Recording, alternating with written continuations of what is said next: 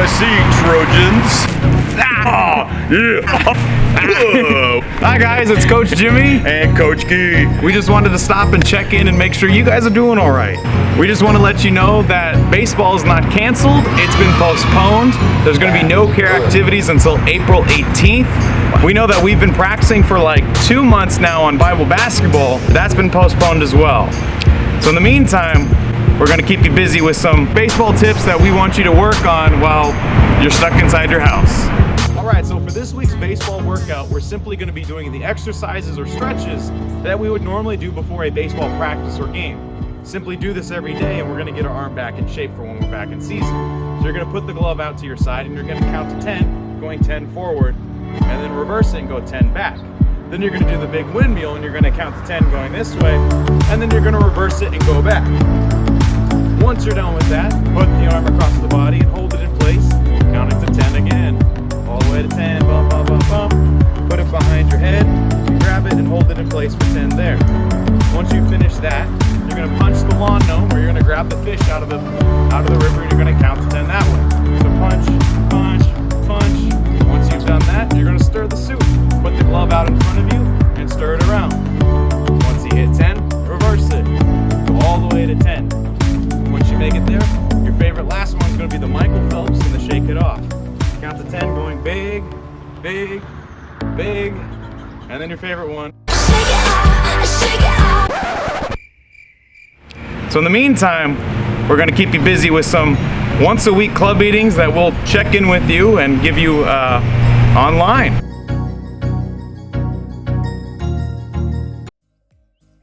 So for this week's quick club meeting, we're going to be talking on the story of David and King Saul. Now David is that same kid who you all know defeated Goliath, and over the next few years has been put in charge of King Saul's armies of the Israelite nation and tasked with taking down the Philistine army.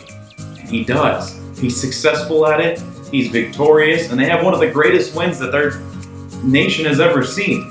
And it says he comes back from battle victorious, in the streets with the army, like, yeah, we just won. And people are flooding the streets. And it says that the women start singing, Saul has killed his thousands, but David his tens of thousands. Now you can imagine King Saul's frustration when the kid that he has basically put in charge of his armies is now becoming more popular than he.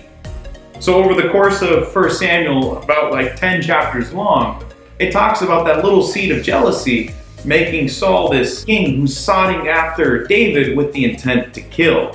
So what David does is he escapes with his life and he runs and he has a small group of his own warriors and they start running into the desert to save their lives and they start hiding in caves. Now many of us today feel in that same situation. We feel like we've had to run into the cave of our house and we're trying to outrun Saul or the coronavirus ourselves.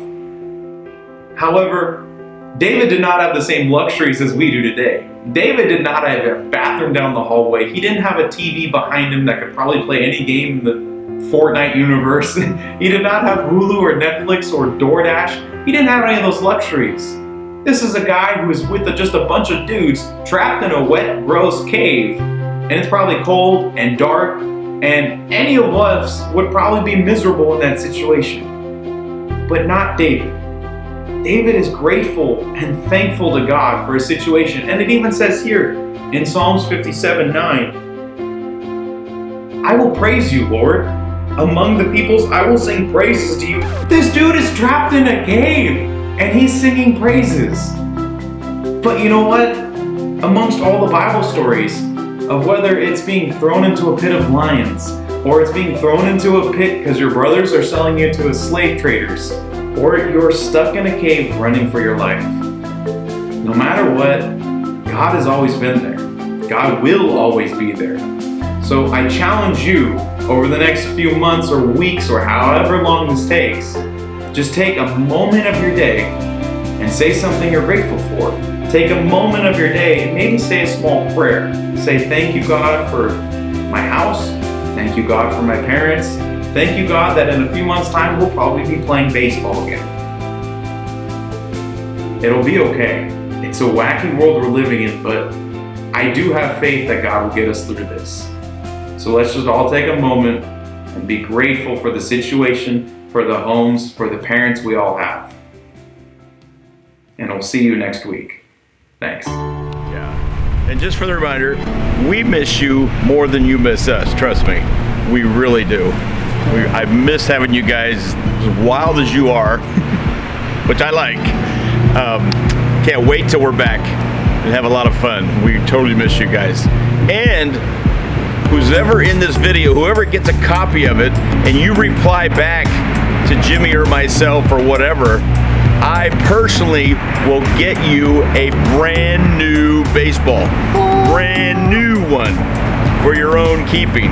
You get me something, I will get you that baseball ASAP. Just send us a text and we'll even deliver it if needed. Yeah, send me your address. Send me your address on your text back or your reply.